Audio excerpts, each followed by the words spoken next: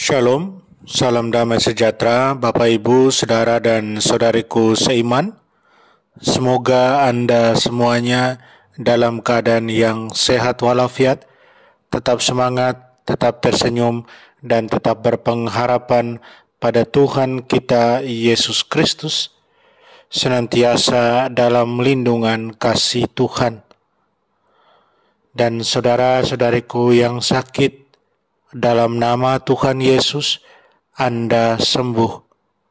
Senang berjumpa kembali dengan Anda dalam permenungan harian Sabda Tuhan Embun Sabda, Kamis 1 Juli 2021. Mari kita siapkan hati kita siapkan diri kita.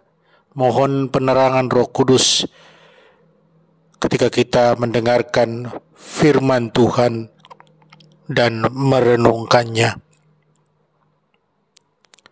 Tuhan sertamu dan sertamu juga. Inilah Injil Yesus Kristus, karangan Santo Matius. Dimuliakanlah Tuhan. Pada suatu hari, Yesus naik ke dalam perahu, lalu menyeberang. Kemudian sampailah ia ke kotanya sendiri. Maka dibawalah kepadanya seorang lumpuh yang terbaring di tempat tidurnya. Ketika Yesus melihat iman mereka, berkatalah ia kepada orang lumpuh, "Percayalah anakku, dosamu sudah diampuni." Maka berkatalah beberapa orang ahli Taurat dalam hatinya, "Ia menghujat Allah." Tetapi Yesus mengetahui pikiran mereka, lalu berkata, "Mengapa kalian memikirkan hal-hal yang jahat dalam hatimu? Bukankah lebih mudah mengatakan, 'Dosamu sudah diampuni,' atau mengatakan, 'Bangunlah dan berjalanlah'?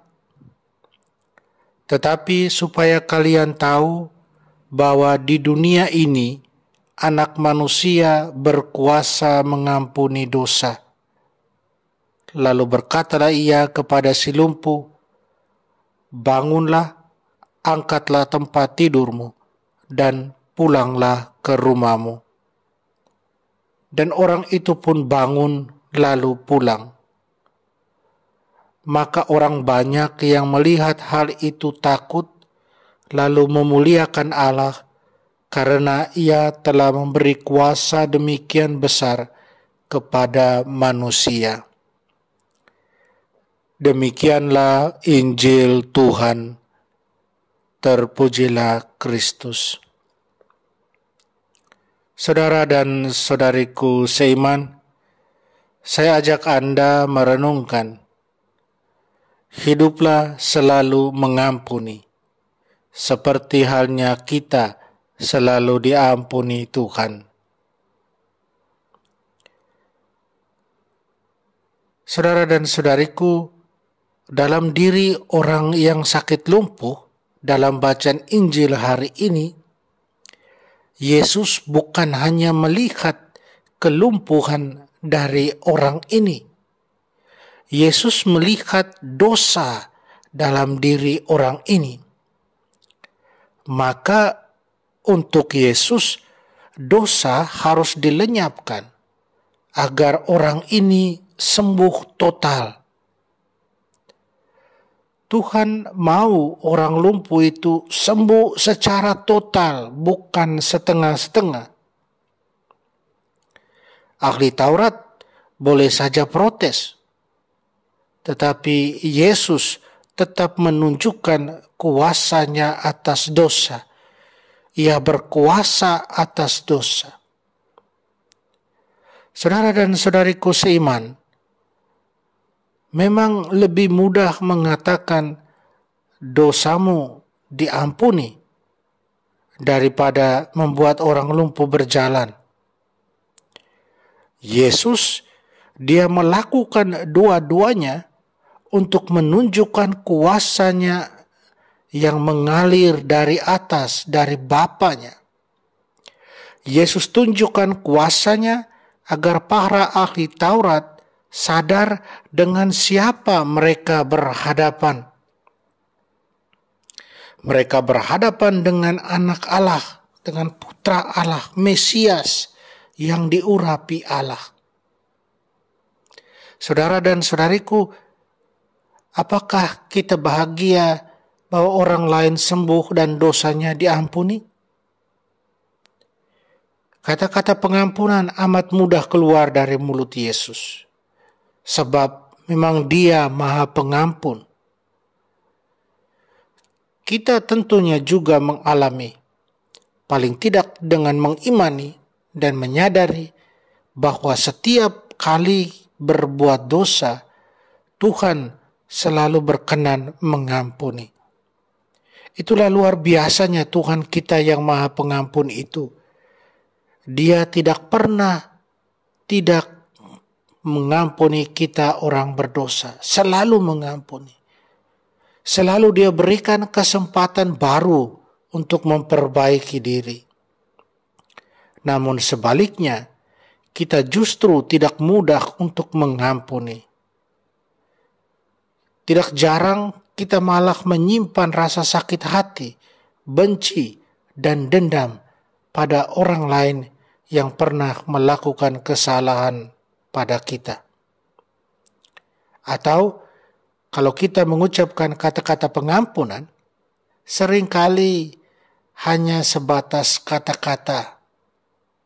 Sementara hati dan pikiran kita masih berkecamuk dengan rasa sakit hati, dengan rasa benci dan dendam. Saudara dan saudariku seiman, memang tidak pernah mudah mengikuti apa yang Tuhan Yesus ajarkan. Apalagi dalam hal mengampuni. Tetapi itu bukan tidak mungkin. Bukan tidak mungkin untuk kita lakukan. Mengapa bukan tidak mungkin untuk kita lakukan? Karena kita punya iman akan Tuhan yang Maha Pengampun itu. Dan dengan iman itu kita akan dimampukan. Oleh karena itu, saudara dan saudariku, mari kita mohon rahmat khusus dari Tuhan, rahmat untuk mengampuni, agar kita murah hati mengampuni secara tulus. Mengampuni secara tulus, memulai sesuatu yang baru dengan rahmat pengampunan. Karena Tuhan kita juga, Dia selalu mengampuni kita, memberikan kesempatan buat kita memperbaiki diri, memberikan kesempatan buat kita untuk berubah, untuk menjadi seperti yang Dia harapkan. Kita berjuang terus, hidup dalam semangat mengampuni. Hidup dalam sikap Allah sendiri yang selalu mengampuni. Kekuatan Tuhan menolong kita. Mari kita berdoa, mohon kekuatan dari Tuhan. Allah Bapa sumber kedamaian, jangan hendaknya Engkau berpaling dari kami, manusia ciptaan-Mu ini. Tetapi berilah kami pengharapan pada Putra-Mu, Tuhan kami Yesus Kristus, Adam baru, yang telah menunjukkan jalan menuju kedamaian-Mu. Dan biarkanlah kami selalu hidup dalam semangat mengampuni setiap orang yang bersalah pada kami. Tolonglah kami, bantulah kami. Amin. Mari kita mohon berkat Tuhan. Tuhan sertamu dan sertamu juga. Kita sekalian, semua orang yang kita sayangi, kasihi, segala usaha, rencana kerja kita dibimbing, dilindungi, dan diberkati Allah yang Maha Kuasa, Bapa dan Putra dan Roh Kudus. Amin.